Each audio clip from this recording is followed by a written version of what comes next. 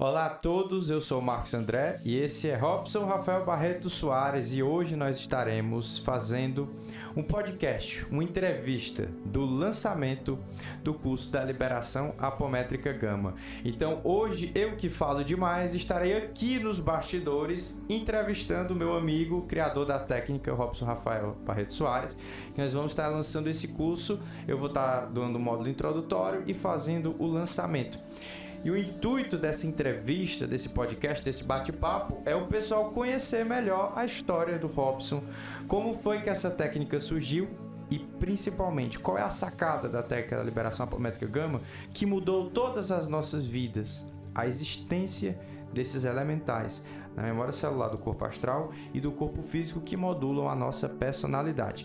Então hoje a gente vai estar aqui entrevistando o Robson. E a primeira pergunta que eu vou fazer para o Robson, para ele falar aqui para a gente, é o seguinte: quando foi que você descobriu que você tinha algum dom diferente das outras pessoas? Quando foi que você entrou em contato e viu que você via coisas que os outros não viam, né?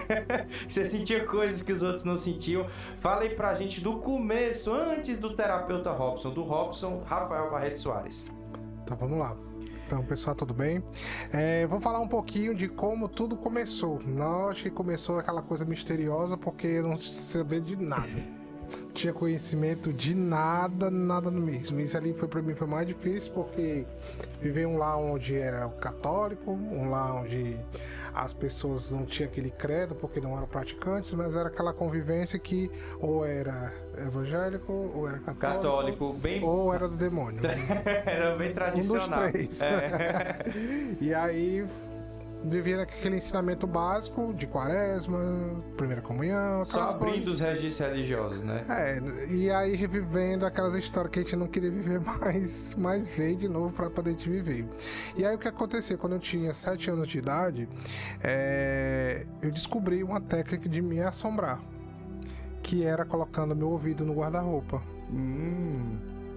E toda vez que eu colocava meu ouvido no guarda-roupa, eu escutava todas as vozes falando ao mesmo tempo. Como se fossem vários sussurros de espírito. Acessava outra dimensão. Eles falavam assim, ó. Como fosse isso. E eu lembro hoje vivo isso ainda até hoje. E eu me assustava, aí eu não tinha coragem de abrir o guarda-roupa. Aí eu chamava minha mãe, tem gente dentro do guarda-roupa. Ela, que história, tem ninguém dentro do guarda-roupa não. Achava que era coisa de criança. E aí ela pegou e abriu o guarda-roupa, aí ó, tá vendo? Tem nada aqui, tá vendo? Tem nada. Isso é história, desde assistindo filme de terror. Ou algum desenho tá assombrando essa Achava que era coisa da tua cabeça, né? Era. Aí eu, tá bom, então quando foi no outro dia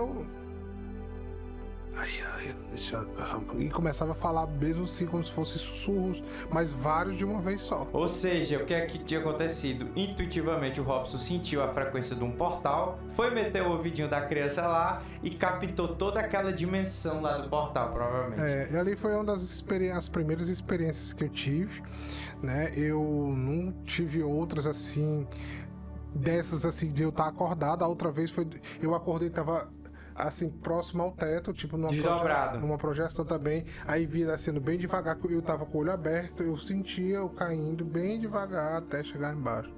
E aqui dali era uma coisa que a mãe nem sabe, essa noite eu tava pregado no telhado.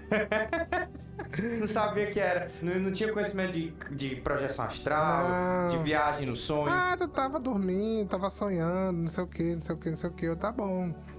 E continuar o dia a dia. E aí a gente vai crescendo. E aí teve um ápice mesmo, foi quando eu tinha 13 anos. Eu comecei a ter dor de cabeça que ela não tinha diagnóstico. Enxaqueca? Enxaqueca sem diagnóstico. Fiz tomografia, fiz, sei lá, tudo. Raio-x. Todo tipo de exame pra ver se tinha alguma coisa tomografia errada. Com iodo. Com contraste? Com contraste, fiz tudo que você pode imaginar. E o médico, não tem nada. Não tem nada.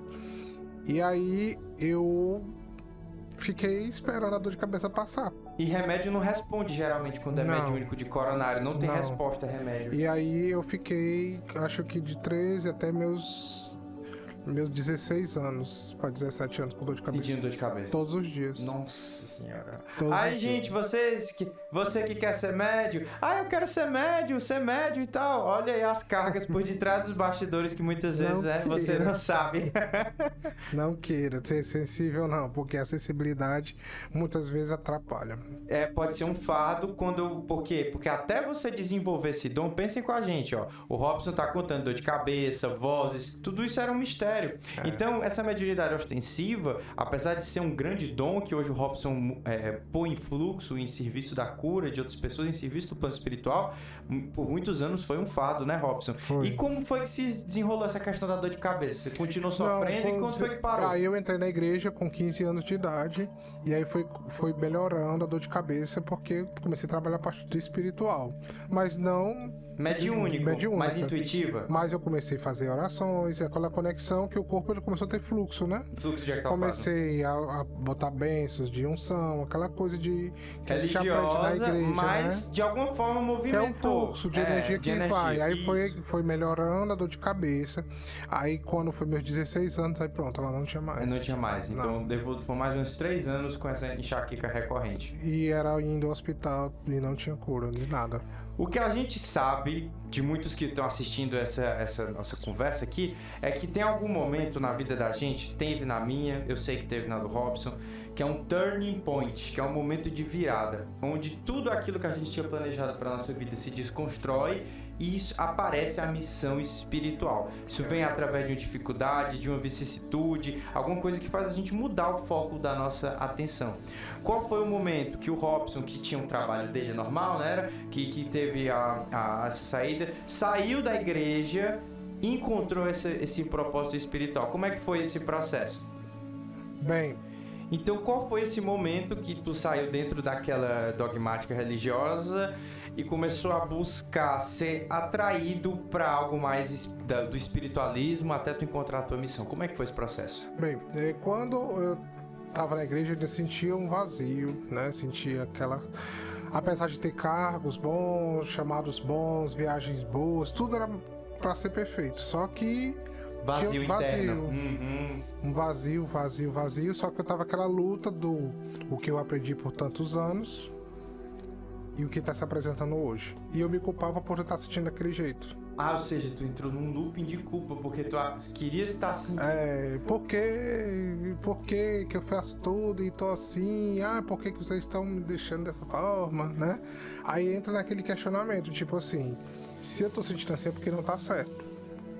E aí foi quando eu busquei, meu pai faleceu. Aí meu pai faleceu, eu fui na casa da Silvia para uma meditação. Não, na meditação não, eu fui lá, eu acho que foi com o Daniel. E aí ela me viu e ela olhou para mim e falou assim: vem aqui, eu quero conversar contigo. Só que o Daniel tinha feito um monte de medo sobre o que ela fazia. Que ela era uma bruxa. Por quê? Porque os dois eram de religiões pentecostais e não tinham conhecimento de espiritualidade. E a Silvia, que é a mãe do Daniel, sempre foi espiritualista. Sempre soube da espiritualidade estelar, tinha feito com o Rodrigo Romo. Então quando ela botou os olhos no Robson, ela viu um diamante bruto que precisava ser lapidado, né? E aí ela pegou e falou assim: vem aqui, deixa eu conversar contigo, eu tô sabendo que teu pai faleceu, que o Daniel tinha comentado pra ela. E aí ela deixou lá no canto, ela tava terminando de fazer um não sei o que, era com outra pessoa que tava lá, conversando com umas pedras. Aí eu fiquei com medo, porque eu já tinha sido ameaçado, porque tipo, ela é uma bruxa, ela vai drenar tua energia, tá, né? Ou seja, o quadro obsessor já chegou no... Não, foi o Daniel que falou no ouvido do Daniel pra botar medo no Robson. Era o quadro obsessor ali manipulando. Porque o plano espiritual já sabia que a Silvia, com o conhecimento que ela tinha, ia ser o start que o Robson precisava pra acessar a hierarquia. E aí ela fez um trabalho de cura quântica comigo. Fez um atendimento de cura quântica. Olha aí. Já saiu da igreja. Qual era a igreja, Robson? Santo dos Últimos Dias, os Mormons. Saiu dos Mormons com atendimento de cura quântica. E aí, nesse atendimento de cura quântica, foi muito assim... diferente, porque eu comecei a visualizar coisa que eu não visualizava. Ela fez tipo uma meditação guiada, só que eu comecei a sentir no corpo. E aí eu falei, pronto, é agora que o efeito da bruxa, né? Agora que chegou a bruxaria, né? Ai, meu Deus. E aí eu vi uma coisa que minha mãe não sabia. Tipo assim, quer dizer, eu não sabia porque eu não conhecia a minha tia que faleceu. Eu falei, mãe, eu tive um sonho, só que eu tinha visto a cura quântica, porque se eu dissesse que era cura quântica, ela não ia levar em consideração. Aí eu peguei e falei, mãe, eu tive um sonho com uma mulher do cabelo comprido, branca, que morreu igual meu pai. Ela regalou o olho pra mim assim, como é? Foi uma mulher que tava aqui em casa, muito magra, que tinha um cabelo comprido igual o pai. É tua tia. Ou seja, eu não conheci ela. Tu teve a visão da tua tia desencarnada. Porque ela fez um processo de limpar miasma dentro da casa e eu vi essa mulher dentro de casa e meu pai morreu igual a ela. Ah, qual foi o caso? O meu pai morreu de câncer. E ela também morreu de câncer. Ou seja, durante o atendimento de cura quântica, ela fez a limpeza do ambiente da casa e aí o Robson se projetou durante a cura quântica e viu a tia, ela ainda estava no contraparte extrafísica, assinatura energética, o que é que tu acha? Ela tava lá, mas eu nunca conheci. Não, Robson não conhecia. Quando falou, aí tua mãe, meu Deus, aí minha mãe, tia. É tua tia isso daí. Cara... A tua tia morreu do jeito do teu pai. Do mesmo jeito, magra, não, sério mesmo foi. E aí eu vi que houve um encaminhamento, né, e tudo. Pronto, daí eu vi assim, não tem como isso ser uma mentira, né? E aí comecei a ficar curioso, porque é curioso. Sentiu no corpo, eu senti. Né? O que faz uma pessoa superar qualquer bloqueio sempre, em termos de espiritualidade, é o efeito que ela sente no corpo. É aquela vibração, é a energia crística, é a experiência da visão. Não tem como a pessoa dizer, não, isso é loucura. Você tá sentindo aquela harmonia, né? E você tá sentindo aquela frequência de cura passar por você. Muda seu emocional, você sai bem, né? E aí foi quando eu comecei a participar das meditações, que eram simples, era a meditação dos 12 raios, até hoje acontece. A meditação dos raios foi que eu começou. Até hoje acontece. E aí o meu corpo tremia todo, porque eu nunca tinha tido essa experiência de meditação. E aí eu comecei a ficar aquele meio tremendo, e teve um dia que eu fiquei todo duro e eu não tinha como mexer o corpo. Isso aqui é a feitiçaria, só pode ser feitiçaria. Olha a crença, né? Já manipularam a linha do Robson pra jogar. Vocês imaginam a luta que não foi pro Robson pra lutar contra as crenças dele e abrir, porque a memória celular do corpo, você imagina todos os teus ancestrais e além da tua passagem na encarnação, né? Eu tive que... Os últimos momentos que eu tive ainda, memórias, foi em 2017, 2016 eu ainda tinha esperança de voltar pra igreja. Ou seja, de 2017 ainda tinham memórias que te assombravam pra voltar. Eu sonhava todo dia. Sonhava, né? Sonhava fazendo os trabalhos todo dia, vendo todo dia. Ou seja, era uma câmera holográfica tentando te fazer voltar pra impedir a linha do tempo. E aí, inclusive, foi uma vizinha lá de frente de casa, chegou pra mim e falou, sou eu com teu pai disse que tá te esperando pra poder tu batizar ele na igreja. Meu Deus. Porque lá batiza os mortos. Isso, holografia. Aí eu falei, só posso fazer isso se eu estiver lá dentro. Não tem como eu fazer só, sem ele, né? Então, eu falei... Ou seja, era uma holografia pra pegar o emocional do Robson, utilizando do pai dele pra ele voltar pra igreja e batismo de mortos, isso? Eu não sabia disso não. Você chama de batismo vigário. Você usa o nome das duas tribos de Israel para batizar aquelas pessoas em nome da sua família. Então, por exemplo, meu pai é falecido, aí eu posso batizá-lo na igreja. Aí, por exemplo, se minha mãe fosse falecida, aí eu posso batizar ela e selar os dois e me selar eles, como se fosse um contrato. Um enlace frequencial. Aí ele fala assim, é a promessa da vida eterna com a sua família. Ou seja, você cria uma ligação e prende os espíritos entrelaçados. Ou seja, quando desencarna, os espíritos vão ficar presos entre si e não segue a sua própria caminhada evolutiva, porque a família é aqui da Terra, do outro lado é família espiritual. É porque é muito bonita a proposta, mas na verdade... É igual que as forças contrárias fazem na Terra, botam propostas bonitas, mas com objetivos escuros, né? Bota a proposta de inclusão, mas bota o objetivo do dividir para conquistar, etc. Então, assim, o plano negativo, ele sempre envolve os interesses negativos em rótulos bonitos, né? Porque ele vai na ferida emocional da pessoa. Exatamente. A pessoa se sensibiliza, ela acaba se indo, né? E aí, então, saiu da igreja, porque tava se sentindo um vazio existencial, começou a buscar fora, começou a se relacionar com o Daniel, conheceu a Silvia, a mãe dele, ela botou os olhos em ti, fez um atendimento, tu ficou curioso porque sentiu a frequência do atendimento. Sim. E aí, como tava curioso, começou a enfrentar os próprios medos, os medos do registro religioso, começou a fazer a meditação. Quando foi que foi a primeira incorporação forte assim?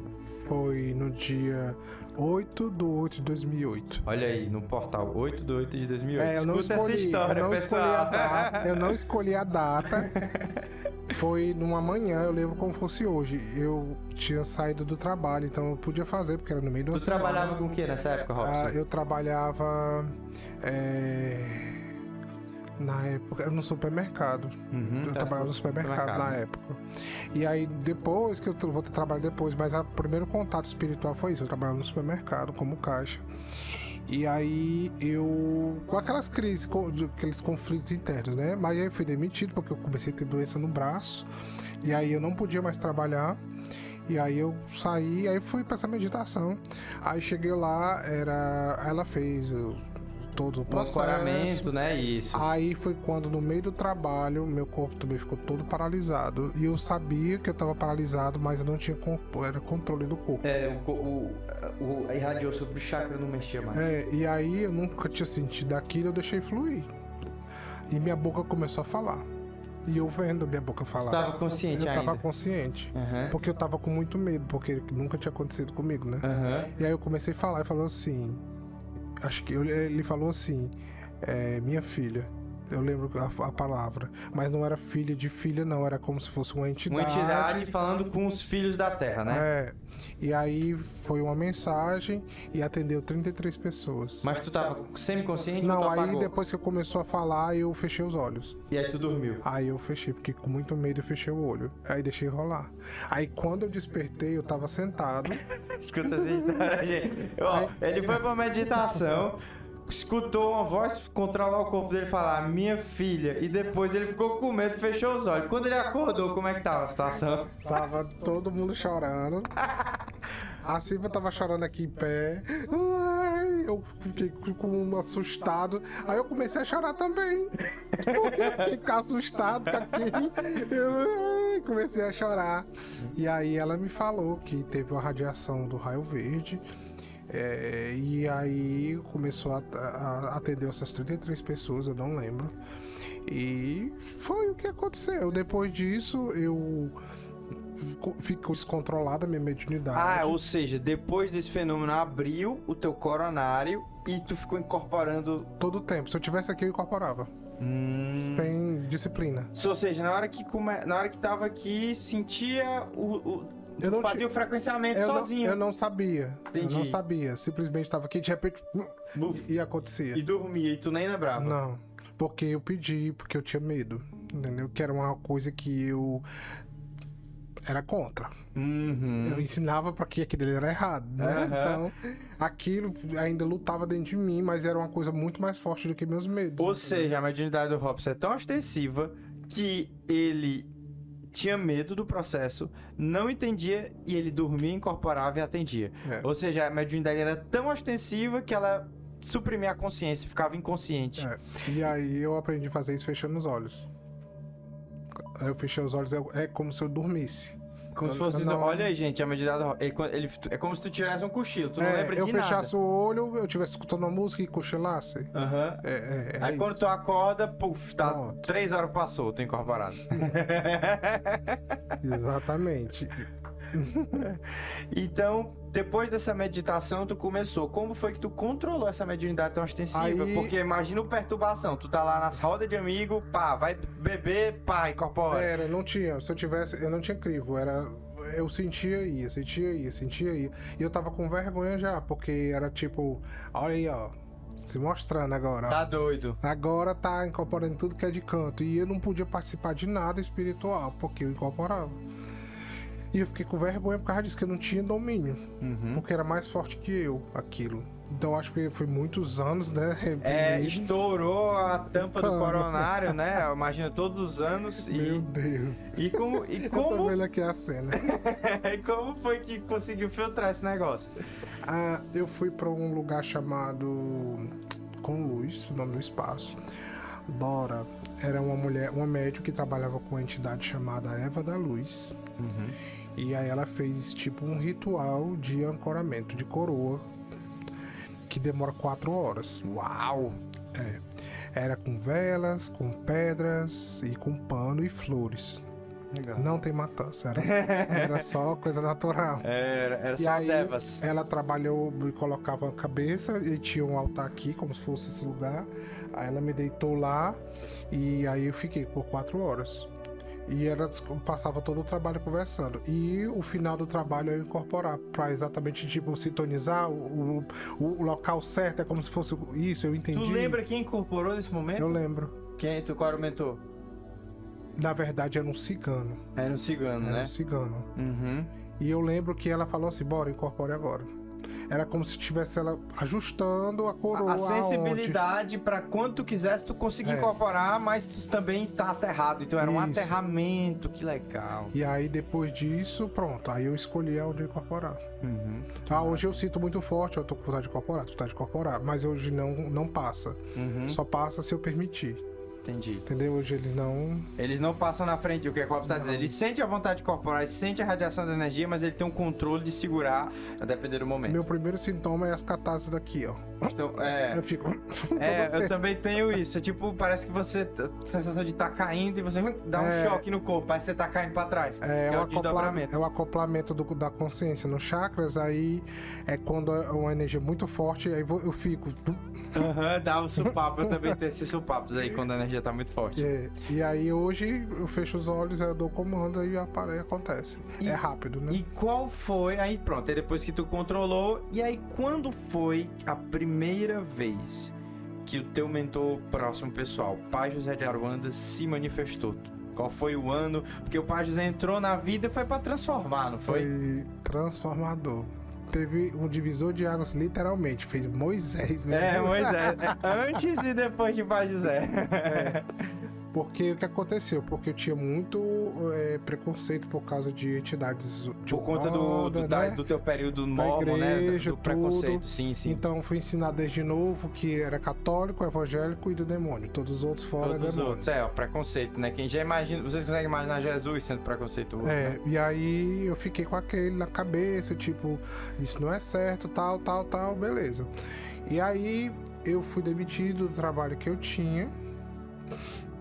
Daí desse período eu tipo me afastei da espiritualidade, eu comecei e tal, depois eu me afastei. Então de 8/8/2008 foi a tua primeira incorporação, até essa data aproximadamente que tu foi demitido do teu emprego. Aí foi 2016. Ou seja, 8 anos tu não incorporava ativamente. Não, eu já incorporava, tipo assim, era uma coisa bem esporádica, não era... Quando ia pra uma meditação. Uma meditação, e geralmente não tinha tantos mais, eu tipo fiquei saturado, tipo, não é muito paia. Entendeu? Aí eu me afastei, simplesmente não quis mais. E foi pra vida normal. Aí fiquei na vida normal, só que é o que aconteceu.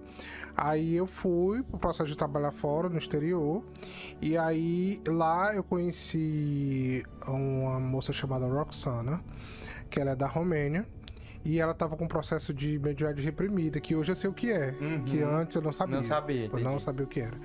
E aí eu comecei a trabalhar com ela para equilibrar o chakra dela, todos os chakras. E aí quando eu fiz isso, ela fez igual a mim, ela começava a incorporar todo toda hora. Só que ela fazia isso em romeno e eu não entendia romeno. Eu entendia. Quando ela incorporava os mentores dela, era tudo da Romênia, né? E aí, sabemos que lá veio o povo cigano todo de lá. Cigano. Tá? E ela tinha todo o poder. Ela trabalhava na loja comigo, ela usava os espelhos pra fazer portal, pra encaminhar a entidade. E nunca vi isso da minha vida. E não sabia nem o que era. E ela chegava na pessoa e falava: a sua vida é assim, assim, assim. E o campo todinho. Aí eu, Roxana, calma, não faz isso não, calma, não pode. A pessoa vai ficar assustado, mas eu não consigo parar. E eu também não sabia o que fazer, então eu... 2 médios trabalhando. Deixa rolar. Vocês trabalhavam com o que na época de vendas? Eu era vendia joias na joalheria da Louis Vuitton. E ela também. Ou seja, eram vendedores de joias, ou seja, só os devas das joias, que as joias são as flores do reino mineral, né? A gente trabalhava na categoria de diamantes e esmeraldas e tanzanite. Tanzanite, olha aí, as eu pedras mais poderosas. Comando de esmeralda, né? O diamante e a tanzanite, que é uma das mais poderosas. Tá cheio de joia lá. E aí aconteceu isso, ficou muito, muito forte. E aí eu falei, quando eu voltar pro Brasil, eu preciso ver isso, porque isso não é normal. E aí a gente ficou amigo até hoje. A gente somos amigos e tal. É engraçado a conexão que a gente tem. No momento que eu tava mais difícil, ela me salvou do nada. Ela me ligou do nada e me salvou. Assim. Sentiu que tu tava mal de longe. Robson, como é que você tá? Você tá precisando de alguma coisa? Já faziam 2 anos que eu não falava com ela. E ela sentiu que ela sentiu que eu tava na lama. E ela me ligou. Eu não me deu vontade de falar contigo. Aí eu, como assim? Eu não falei o que era, né? Ela, não, tô sentindo que você não tá bem. E ela não trabalha com nada disso. Entendeu? É só captação. A espiritualidade aí, fala ali com ele, né? É, exatamente. Ajuda, que ele não tá bem. Exatamente. E aí, quando eu voltei de lá, eu tive que decidir, porque é uma vida solitária. Quando você trabalha fora. Isso, fora da família. Fora de tudo, relacionamento, tudo, não tem nada, porque é contratos, né? Então você não pode se fixar em ninguém. Porque você vai de um canto pro outro, que ele bota você pra todos os lugares, não tem escolha. Entendi. E aí eu fiquei naquela, tipo, isso aqui não dá mais pra mim. E aí eu me deu um jeito na coluna, num desses trabalhos, fui pegar umas caixas lá pesadas, e aí eu decidi rescindir o contrato. Com 3 meses que eu tava trabalhando, a mais, que eu já tava com 1 ano e tanto, 1 ano e 2 meses que eu tava, aí eu resolvi rescindir o contrato. E aí eu disse que minha família tinha sofrido um acidente. Deu uma desculpa pra poder fugir, porque a bússola interna não queria mais. Não, mas o que acontece é porque quando eu falo de emergência, eles deixam a gente voltar. E se eu falar que eu quero desistir, eles não deixam eu voltar. Então eu deixei a porta aberta, se caso eu quisesse voltar. Mas, enfim. E aí eu voltei. Aí veio a depressão, porque era o trabalho dos sonhos. Só que eu estava com depressão já lá. Ou seja, a depressão, o que aconteceu? Tu já tava com a depressão, por quê? Porque tu tava fora do teu propósito evolutivo, mas quando tu deixou teu emprego, aí tu perdeu a básica, a prosperidade, ficou desamparado. Então já veio junto a depressão espiritual e a tristeza de estar fora da prosperidade e não ter condições, né? Porque lá era um trabalho que eu sempre quis. E eu investiguei uma das minhas vidas, de fato eu fui americano. Porque eu sou muito patriota americano desde criança. Já tem uma ressonância, uma reencarnação próxima ali da primeira. Com 15, 16 anos já sabia o hino nacional americano. Caramba, as memórias, entendi. O inglês ele floria, eu escrevia palavras em inglês em todo canto do meu quarto, como se fosse resgatando aquela consciência. Ou seja, tu tava no país onde tu tinha morado, então dava uma sensação. Quando tinha clipes de música, sei lá, filmes de guerra, eu me arrepiava todo. Aí até eu assisti o filme do Pearl Harbor, pronto, eu descobri que é onde é que eu tinha morrido. Aí Segunda Guerra. Por causa que eu tinha um ódio mortal de asiático. Era porque tu foi morto? Muito forte, sabe que era muito forte. E aí eu trabalhava com asiático. E aí todo dia eu planejava de como matar 3, como Ou matar seja, 2. ele tinha um ódio de ressonância do registro acástico de ter sido um soldado americano que morreu no ataque a Pearl Harbor. Só que minha natureza não era essa. Não era, por isso que era estranho. E aí eu ficava, tipo, por que eu tenho raiva dele? Por que não faz nada?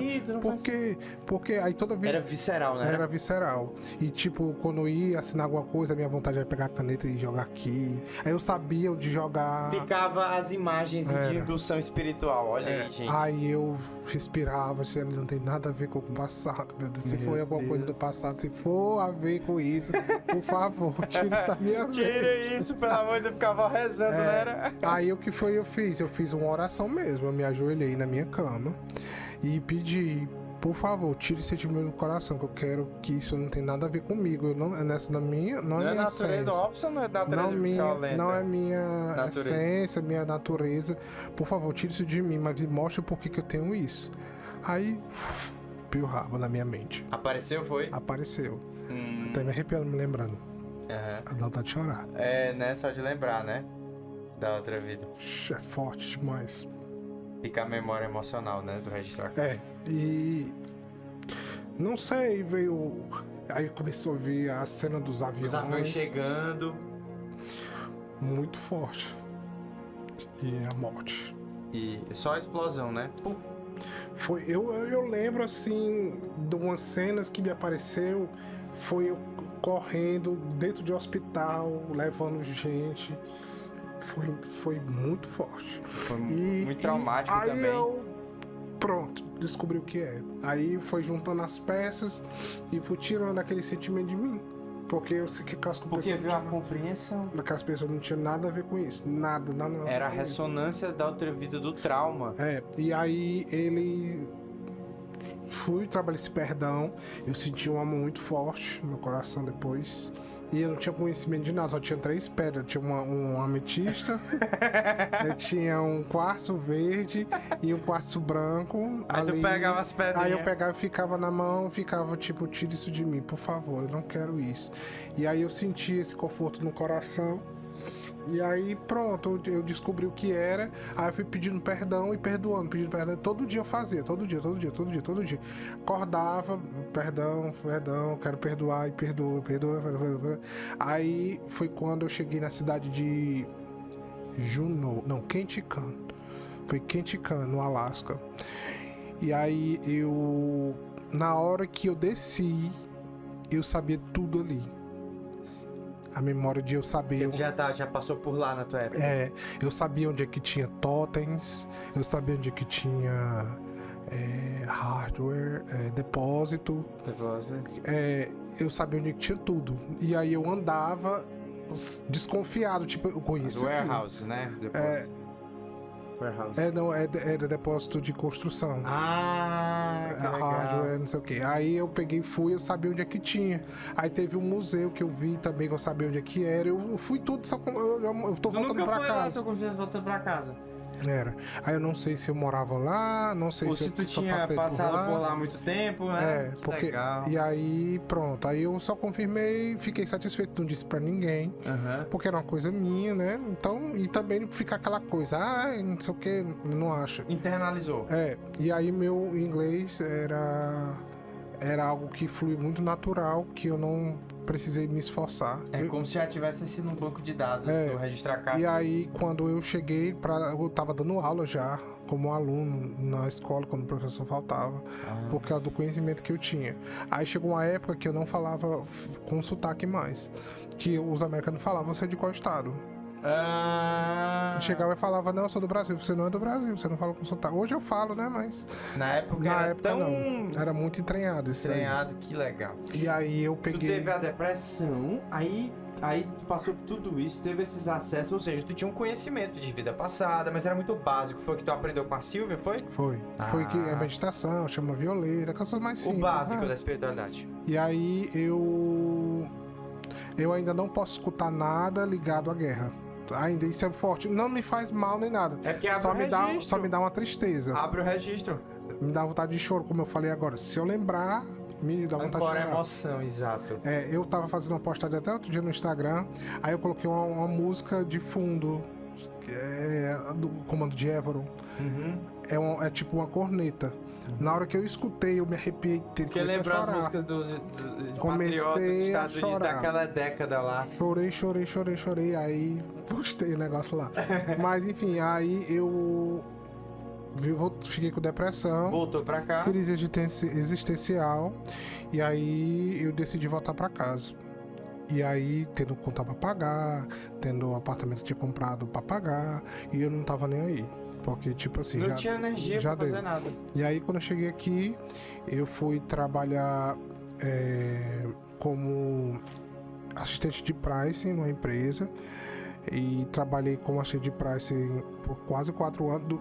Desse período eu fui promovido para encarregado de planejamento de produção e ainda tinha aquele pensamento vazio.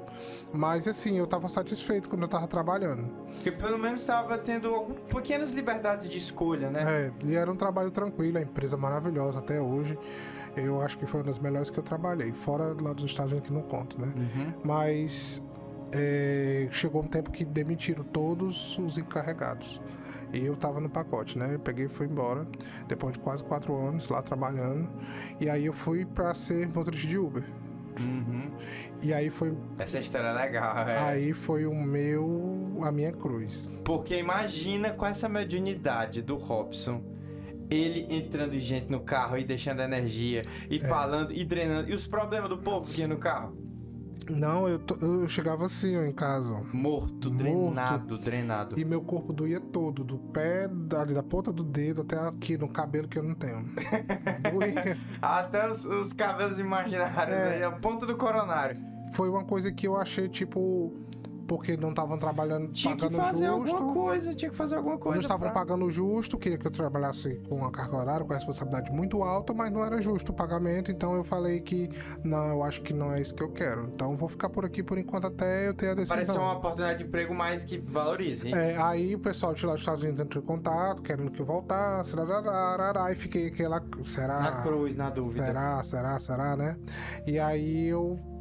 Não, se eu vim pra cá, eu vou tentar ver o que eu posso fazer aqui. Aí nesse período, eu comecei a ter depressão, né? Depressão mesmo. E aí eu conheci a Denise Pérez, que é uma terapeuta maravilhosa de apometria, que ela trabalha com apometria e luva de película na sua cara. Foi aquele choque de realidade. Pá, o que tá vendo da tua vida? Tome. Porque muitas vezes, lembra do Dr. Pacho, cirurgia de consciência? Às vezes ele tava precisando, um cara com essa mediunidade em trabalhar de Uber, tá maluco?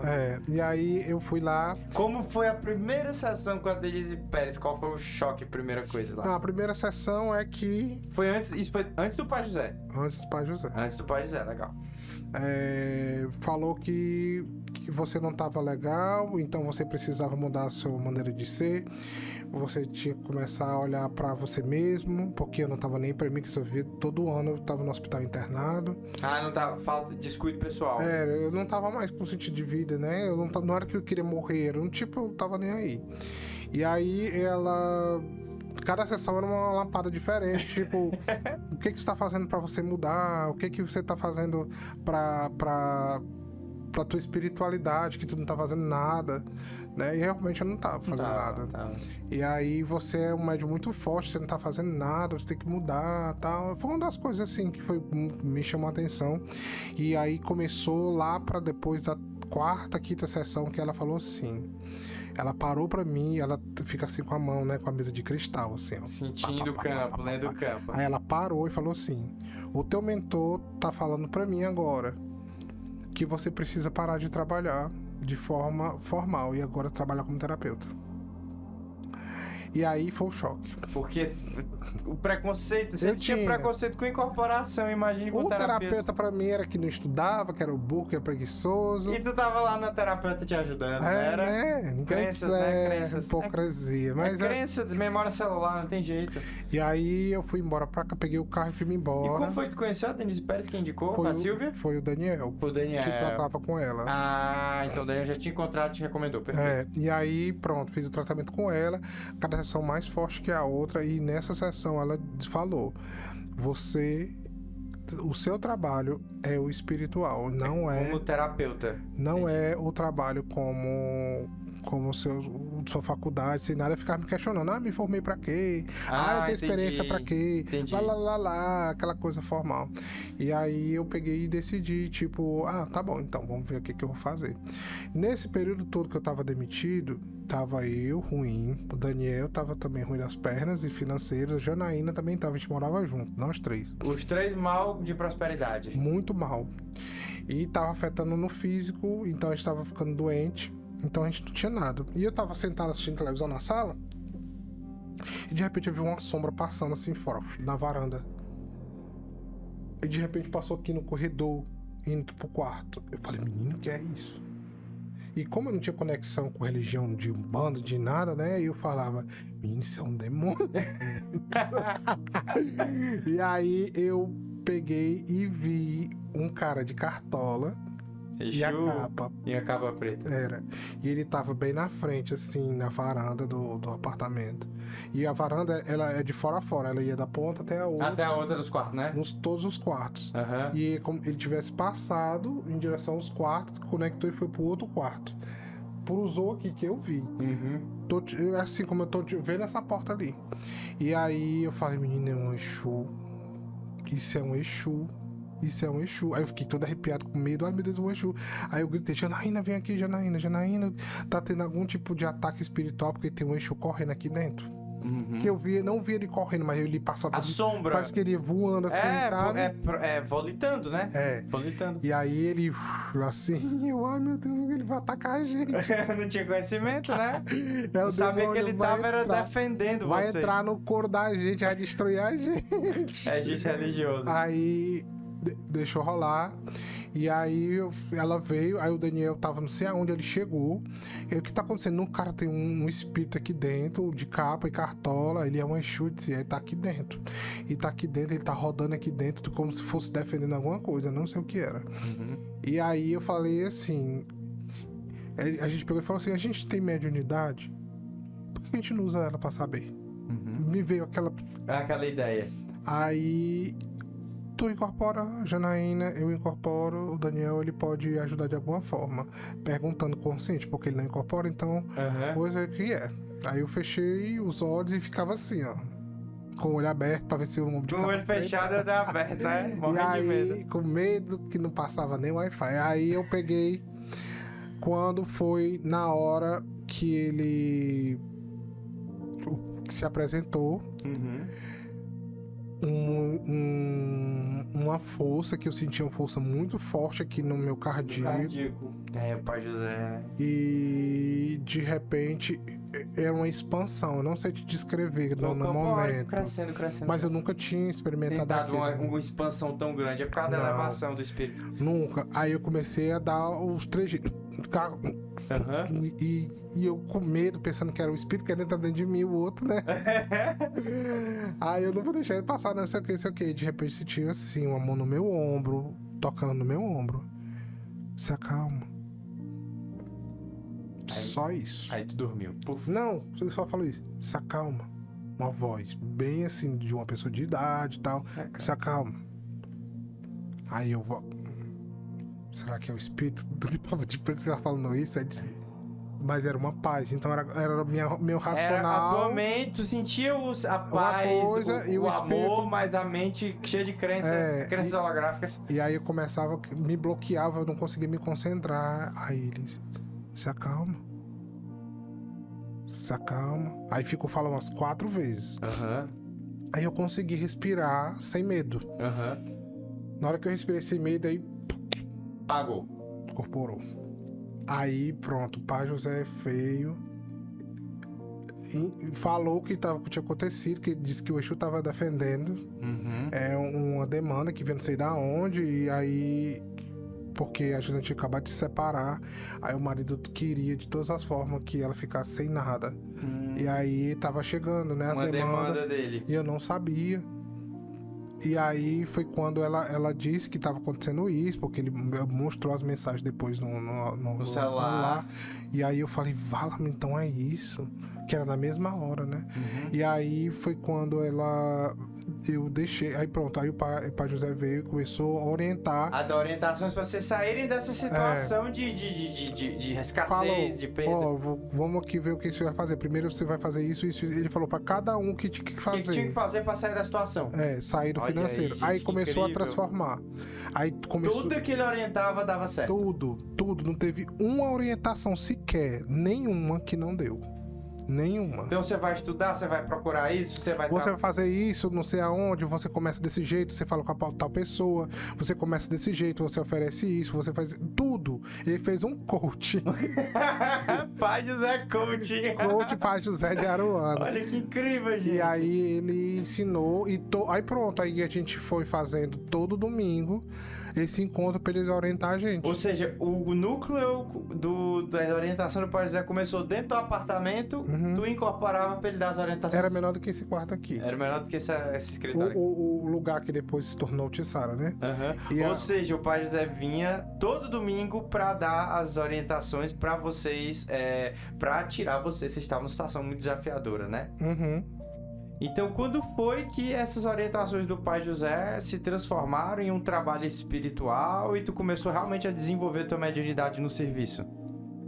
Foi quando todo domingo a gente se reunia para tomar essas instruções, né? E aí foi trazendo uma pessoa, e aí de repente eu convidei um amigo do trabalho para poder receber a orientação também. E aí foi indo um, vindo outro, vindo um, vindo outro. E no final das contas, de repente estavam 33 pessoas no apartamento. Uau, 33 pessoas dentro para receber a orientação do pai José.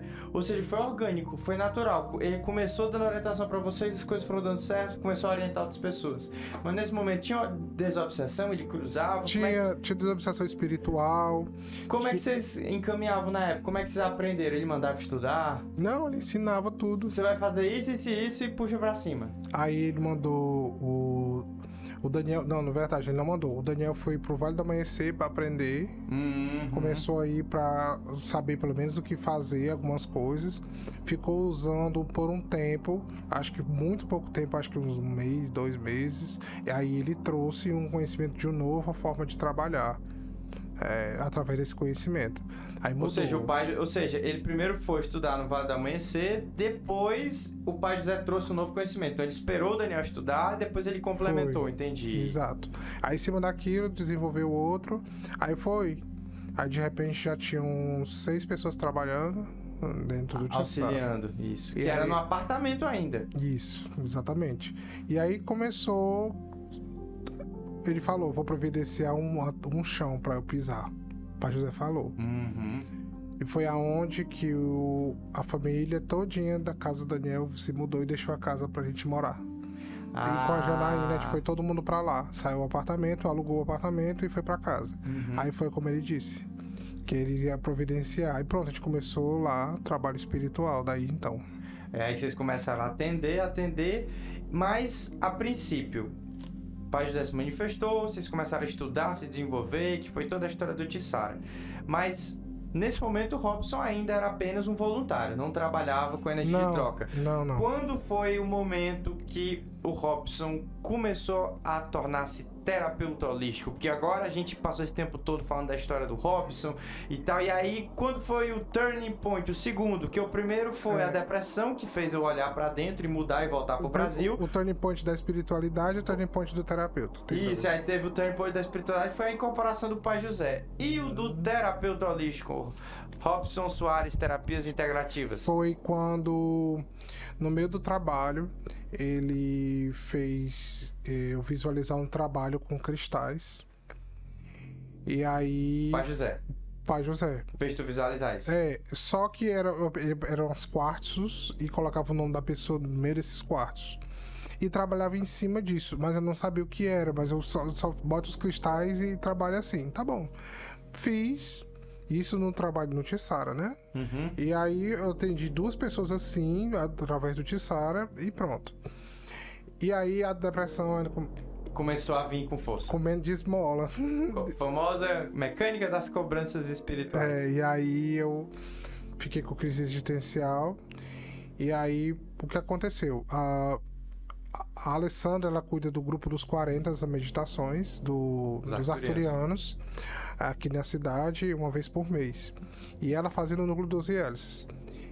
Hoje ela faz no Parque do Cocó, mas ela fazia antes no núcleo 12 hélices. E num dia eu cheguei lá pra arrumar, porque não tinha ninguém lá, eu peguei e fui arrumar tudo pra ela fazer o atendimento. Ela fica pra meditação, e eu com ódio já, porque eu tava... mal, deprimido, estressado. Sabe quando você queria estar dentro de um buraco, menos uma meditação? Era eu. E aí eu... Tá bom, com aquele sorriso amarelo, né? Tá bom, eu vou. E aí eu fui pra meditação, e ela começou a fazer as meditações, e do nada eu comecei a ter espasmos. E aí eu falei, ai meu Deus, lá vem, eu não tô bem pra incorporar não, por favor, não faça nada não. tarde demais, já era. Aí de repente começou a vir o pleidiano, siriano, arcturiano, foi só as raças zona Incorporando. incorporando, foi o que me relatou. Depois dessa meditação, eu comecei a escutar vozes na minha cabeça. Ou de seja, novo. eles deixaram um implante de comunicação no Robson para poder transmitir uma tecnologia para ele trabalhar nas pessoas. Aí quando eu fui à noite, eu comecei a escutar as mesmas vozes que eu escutei quando eu era criança. Só que era direto, não era no guarda-roupa. E aí ficava direto. E eu tampava o ouvido e escutava do mesmo jeito. Não adiantava eu tampar. Aí no ouvido e eram as vozes, tudo. Eu falei assim, agora é a vez de ficar esquizofrênico. A minha próxima onda é essa. Aí eu peguei e falei assim, para. Fala uma voz de cada, que eu vou entender. Se vocês querem que eu trabalhe nessa espiritualidade, pois seja organizado. Eu falei desse jeito. Demandando de ter eu falei, que porque eu não aguentava, já tinha bronca. tanta coisa. Aí a pessoa ainda fica murmurando no meu ouvido, um monte de voz de uma vez. Um de vez, um de cada vez. Porque aí eu consegui entender. Aí falou, cristais de quartzo branco. Aí começou a falar, cristais de quartzo verde, cristais... Aí, tipo assim, pegue. Era palavras soltas, eram dados vindo, solto. Aí ele falou, frequências binaurais. Eu nem sabia o que era isso. Aí eu ia no Google e olhava, o que é isso? Frequência binaural, o que já serve pra quê? As ondas que colocam. E aí foi vindo isso, eu fui só anotando, e aí quando eu montei tudo, depois que eles terminaram, ele falou, agora você vai atender.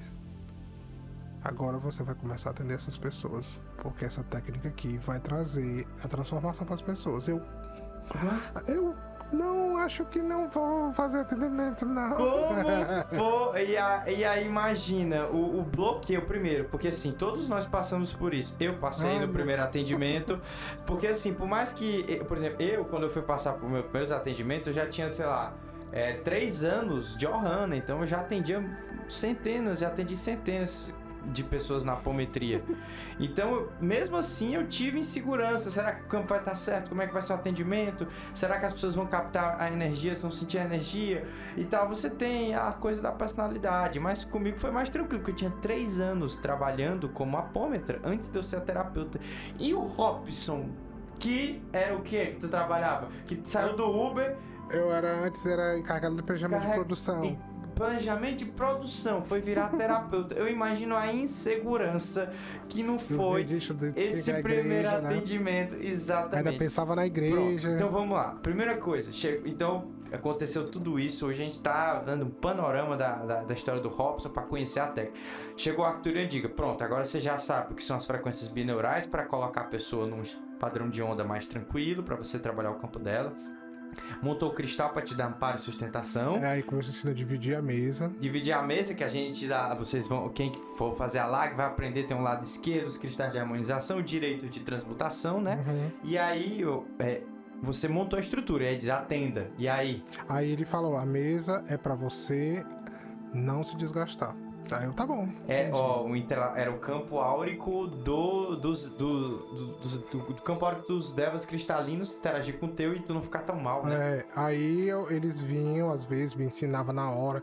Tem umas pessoas que eu atendi lá atrás. Tu lembra do primeiro atendimento? Eu lembro. Como foi? O nome da pessoa era até Daniela, o nome da pessoa.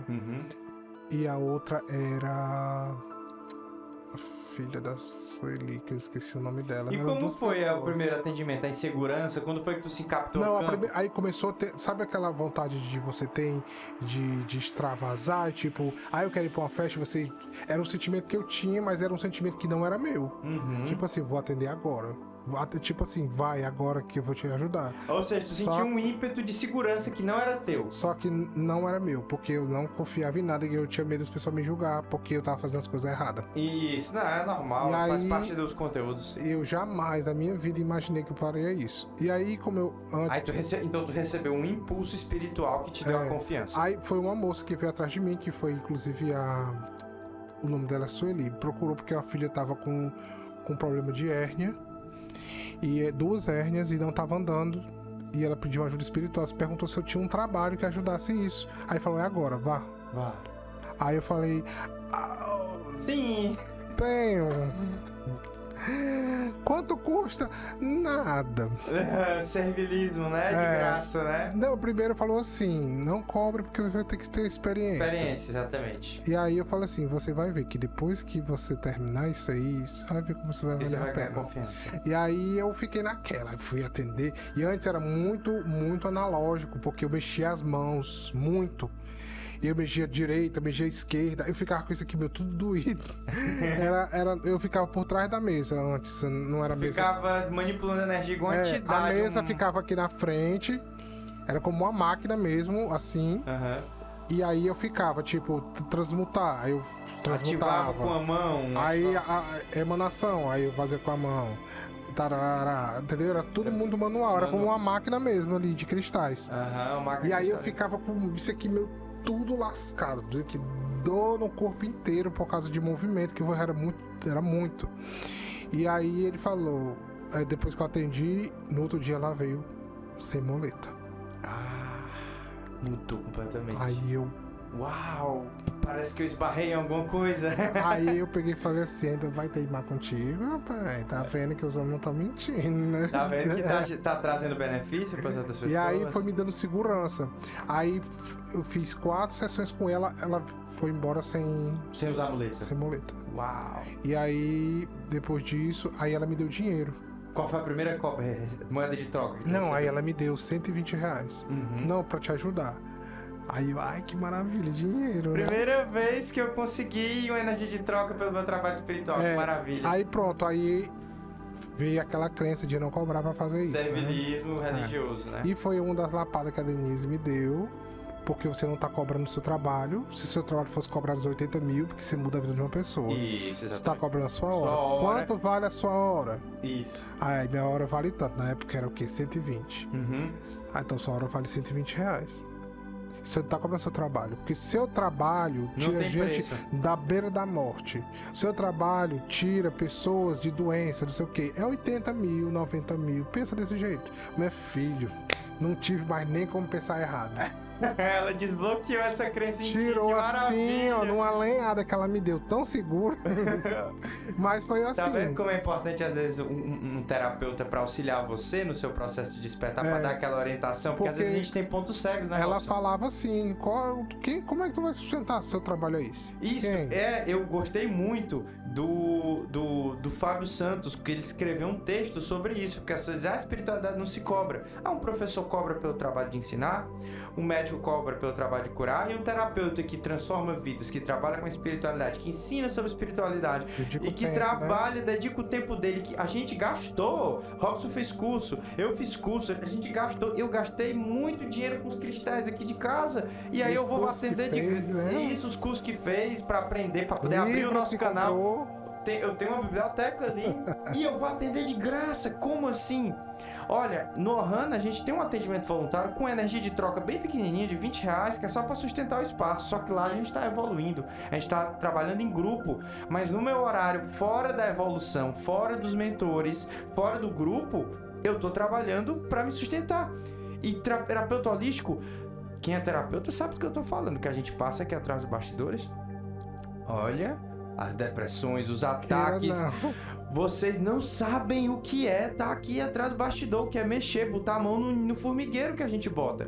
Então, a gente tem que ganhar muito bem. Por quê? Porque você não tem garantia que você vai trabalhar 8 horas por dia, que não é um ser humano normal. Porque você pode estar se transmutando, se corrigindo. Você pode ter trabalhado no astral, porque teu mentor te mandou e tu acordar destruído. Canalizar Você livro, pode ter canalizado um livro e não vai dar rendimento naquele momento. Você canalizou um texto, você incorporou, você canalizou uma mensagem. Então, como que a pessoa não vai cobrar pelo tempo que ela tá bem pra te atender? Fora os cobradores que chegam, que você tem que ver a cobrança do seu atendimento.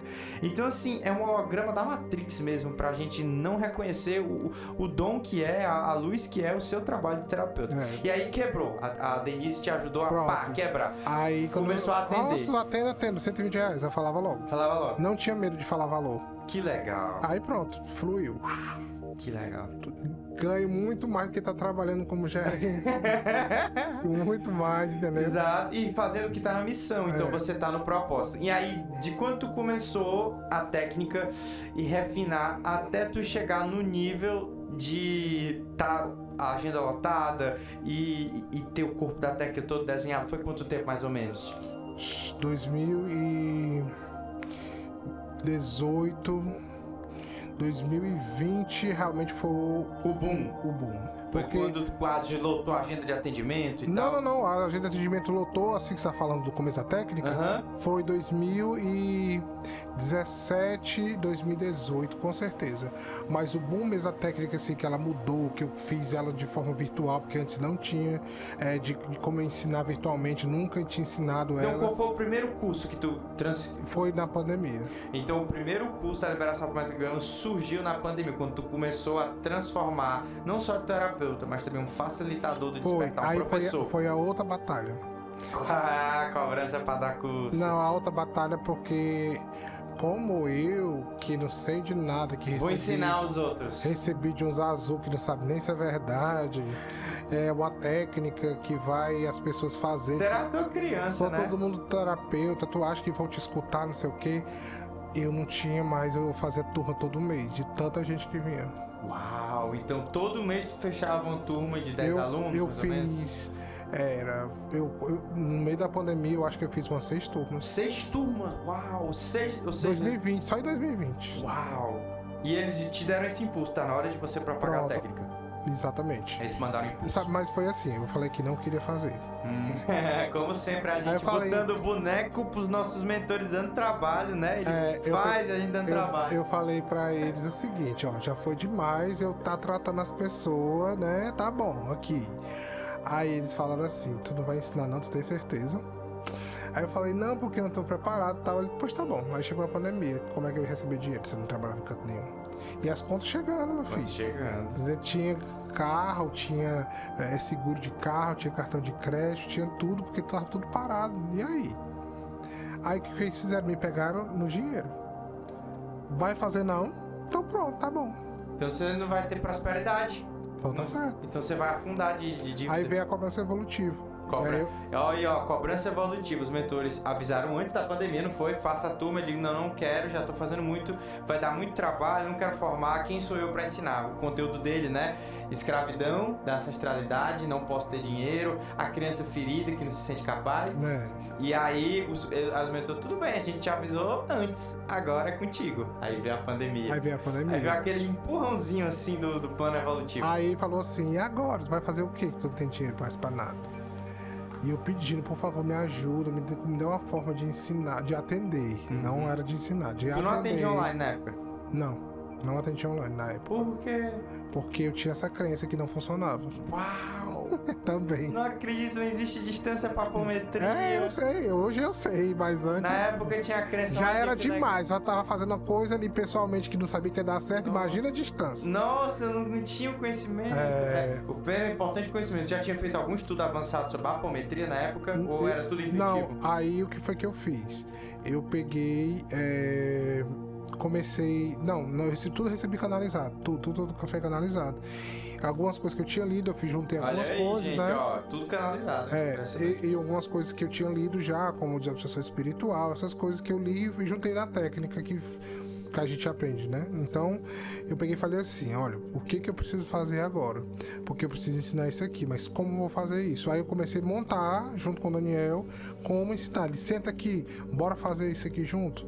Porque eu também tô no mesmo barco, porque ele só tinha terapia tântrica e a outra que não tava atendendo. Porque não tinha contato, então ele também tinha que ensinar. Eu quero aprender. Então bora montar aqui, porque tu faz a turma e eu vou fazer a turma contigo. Ele tá nas primeiras turmas. Uau. Acho que foi na segunda ou foi na primeira que ele fez. Que legal, cara. E aí foi quando ele sentou e montou junto comigo. Uau. Aí foi a coragem de falar sobre isso, né? E quando comecei, foi aquela coisa assim, bem ainda analógica, que era que não tinha muito conhecimento assim de ensinar e nem de professar, nada, né? De tudo, e nem não tinha tanta experiência. E de comunicação, porque você precisa ser um bom comunicador, né? Então isso foi muito difícil no começo, foi uma coisa assim. E aí pronto, aí falou assim, agora, tá, as pessoas vão perguntar como foi estar aprendendo a apometria. E agora? Eles jogaram a pergunta pra mim. Aí eu falei, boa pergunta mesmo. E aí, o que eu vou falar? Porque é uma técnica de apometria, né? E eu não sabia o que era apometria. Não sabia. E aí foi quando eu fui fazer um curso com o Alisson. Que era do Biosegredo na época ou era Manas Psique já?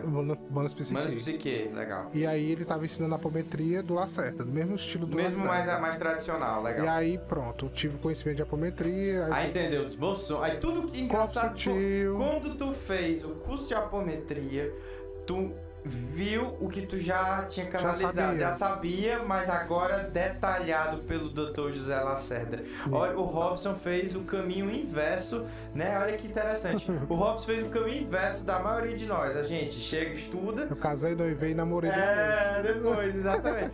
Olha, o nosso caminho, qual é o nosso caminho? A gente, normalmente, pelo menos eu, estudei primeiro.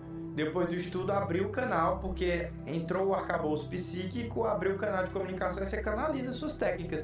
Então, vem o estudo primeiro, depois vem o Robson, vem a canalização, e depois que o fuleiragem foi estudar. Ô, negócio difícil, hein? Deu trabalho. Que legal. E aí, a gente tá chegando agora em 1 hora de entrevista no nosso podcast. E agora, a gente vai falar no próximo episódio de algo muito importante. Então o Robson contou toda a história dele, de mediunidade, o trabalho que ele deu pros mentores, começou a estudar apometria, aí ele começou a olhar o que tava fora. E aí aconteceu o quê? Dele entrar em contato com informação e ele pegar e canalizar um manancial de coisas. O mais difícil foi: como é que eu vou contactar 5 pessoas, 6 pessoas pra limpar uma pessoa toda a vida? Exato. A minha pergunta foi essa que eu joguei pro universo. Aí eles falaram assim: não precisa. Tá vendo os cristais ali? Ele falou desse jeito: tá vendo os cristais? Pronto, isto aqui é o que não vai precisar das pessoas. Aí eu disse assim: então, por que as pessoas? Porque são captadores, são de apometria, assim. Não, são ectoplasmas que você usa ali. Porque você pode fazer tudo. Você pode captar e tratar, captar e tratar. E você, principalmente que tem sensibilidade, você pode, não confia em você não. Foi desse jeito, bem firme comigo. Uau, olha, mas, esses assim, mentores são incríveis. E é assim, ó, bem na jugular. Raio azul. E aí eu falei: tá certo, entendi agora. Então, como é que eu vou fazer? Aí foi quando eles começaram a explicar como eu ensinaria isso.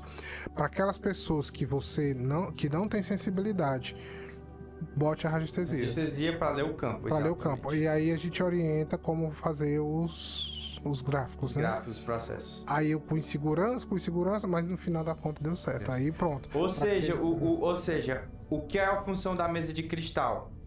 Interação do campo áurico do cristal para sustentar o teu ectoplasma.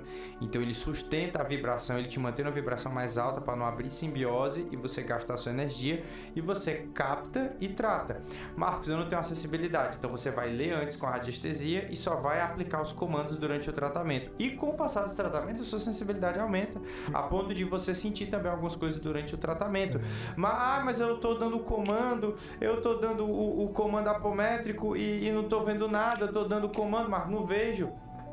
Fé, confia que está sendo realizado. E aí sabe o que é melhor nessas horas? É porque você às vezes não confia em si mesmo. Aí tu faz o tratamento e tu vê o resultado. A pessoa muda. É o que me deu segurança, foi as respostas. Eu acho que é com todos os terapeutas. Tem assim. Uma experiência que é aquela nunca mais eu vou esquecer, que foi a terceira pessoa que eu atendi. Foi uma moça que frequentava a mesma igreja que eu. E aí ela do nada começou a ficar com a doença degenerativa. Ela parou de andar e parou de falar. E aí eu falei assim: se isso aqui faz milagre aqui com essas pessoas aqui, eu vou tentar fazer nelas. Só que eu não prometi nada. Eu só falei assim: deixa eu tentar tratar energeticamente teu corpo pra ver se ajuda, tal. E aí na primeira sessão me veio colocar umas agulhas na cabeça dela, como se fosse uma acupuntura. Acupuntura neurológica. Só que não era físico, era plasmado. Então eu fiquei assim e visualizei essas agulhas. Aí quando terminou, ela não sabia o que eu tinha feito. Aí ela: tu colocou agulhas na minha cabeça?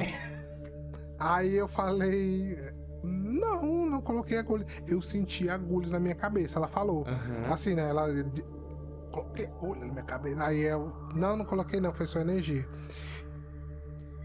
Quando foi no outro dia, esta moça voltou de muleta, que ela não estava andando. Chegou de cadeira de roda e no outro dia ela estava andando com aquele andador assim, né? E no outro dia já estava de muleta. Na outra sessão, que eu dava intervalo de 3 dias, 2 dias, era coisa muito pouco. E aí, quando foi da segunda sessão, eu também fui limpar. Eu via os nomes científicos vindo na minha mente, massa cinzenta, superior, não sei das contas, e eu não sabia nem por aqui, porque eu não entendi medicina. Falando de neurologia, qual é o problema neurológico, qual era a área do cérebro? Falou tudo, e eu vendo, eu mexendo no neurônio e tal, ativando, revivendo neurônios, sinapse neurológica. Na área 43 pontos, não sei o que, vinha tudo assim, na minha mente. E eu mexendo na fenda sináptica no cérebro e não sabe nem o que era isso. E aí foi quando ela foi pra casa. Uau. E eu recebi um áudio. Quando eu olhei, era ela falando. Pronto, meu filho. Aí quer matar logo, mate logo. Eu já tô chorando. Aí eu comecei a chorar. Chorei de nervoso. Chorei de gratidão. Porque eu via que eu tinha condições de transformar a vida das pessoas. De fazer as coisas, inclusive no físico, não só no espiritual. Uau. E pronto, foi uma experiência assim que me trouxe e eu levo pra minha vida. Fora as outras, que teve várias, né? Aí pra gente, bota só mais... Tenta puxar aí da tua memória o outro caso, que esse é incrível, né? Ela chegou com doença degenerativa em quantas sessões? 4 sessões? Foi 3. 3 sessões ela já tava voltando a falar. Então tinha uma componente espiritual etérica que conseguiu ser corrigida antes de chegar no físico. Sim. Me conta aí para o pessoal. Olha aí, a técnica, lembrando que nós estamos fazendo a jornada de lançamento do LAG online com preço muito reduzido para vocês terem acesso à técnica. Então hoje, nesse lançamento, eu estou trazendo essa entrevista com o Robson, para vocês conhecerem mais sobre ele, sobre o surgimento da técnica. E eu traz mais um caso aí, que já é um spoiler, porque vai ter uma dessas entrevistas que a gente vai falar só mais um caso. Mas vamos dar mais um spoilerzinho pro pessoal. Conta mais outro caso incrível da liberação apométrica gama nos teus atendimentos. Recente mesmo, agora não foi essa coisa grandiosa não, mas foi uma coisa bem simples. Tinha uma terapeuta que ela estava passando por um problema recente. E ela estava muito atribulada, ela não é daqui, ela é de outro estado. E aí eu fui tratar ela, tratei quando eu vi que tinha contratos de outras vidas no coisa dela, inclusive com voto de pobreza. Tinha voto de contrato religioso, acástico. E aí ela não estava mais atendendo, enfim.